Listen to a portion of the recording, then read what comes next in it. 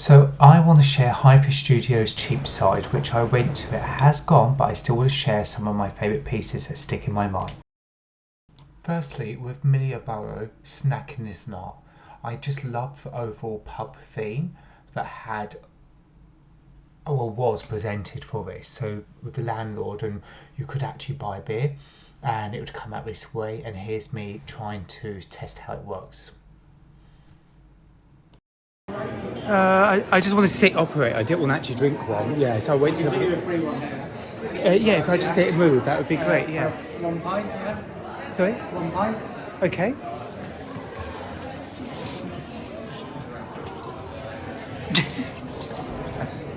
That is so cool.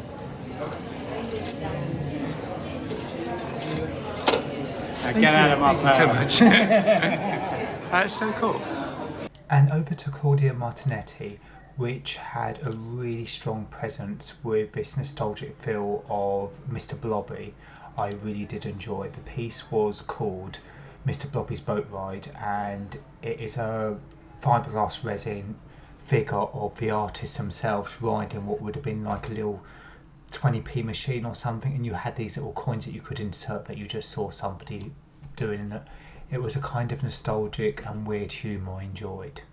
And overall the show had so much to look at all around. It was very central for the eyes. This particular figure, with the figuration, it was reminded me of a cheeky seaside town postcard. Why, right next to the Mr. Blobby one was Emma Black's rehearsal for Pasquinade, with glazed ceramic, copper pipe and brass and rings and pieces made. Why, then you went onto the next piece, which was called A Sea Within a Sea, which was almost like a shipwreck by Leo Bant. So I was with somebody else looking at this PB, and I really did enjoy it. And what I really found funny was how they were giving their interpretations on one bit and I didn't necessarily get it until they explained it. I was like, oh, I love that, like this piece, or like Mr. Blobby, because they were not from England, they didn't know the cultural reference of Mr. Blobby.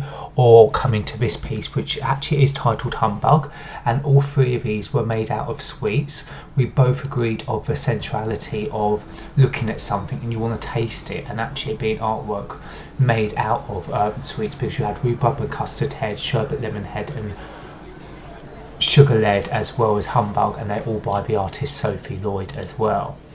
Where we go on to these little furry creatures, which I really thoroughly enjoyed, by Kenji Lim, with the forbidden caterpillars as well as the cherubs.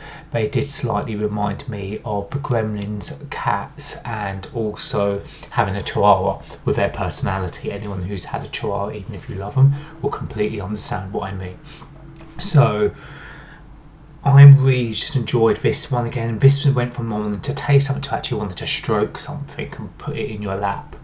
Then you've got this little space where they were kind of, well, the actual gallery is made of a disused previous fashion store, and the little bouncy noses are by Dolly Kershaw, called Baby Noses. And I love the yappiness, and it reminded me of a little kind of going to Hamleys or something. Well, you just had a lot going on around you, as you can see. I particularly loved this caged artwork, which was by Rachel Mortlock, called Edo, which was plywood.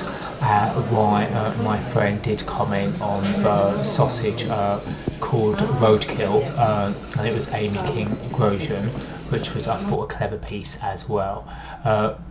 Going back onto another one of the heads made out of sugar, I just think this is incredible.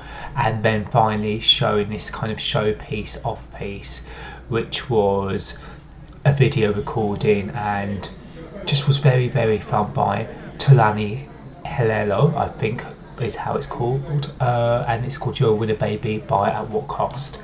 And I like that idea of humiliation within the performing arts, as well as the final pieces by Charlotte Dawson, A Butcher's Heart, made with butcher's twine, and then Dolly Kershaw again in the window at the end of this. I hope you enjoyed this video, and I would say keep an eye out for these wonderful artists, and thank you for watching.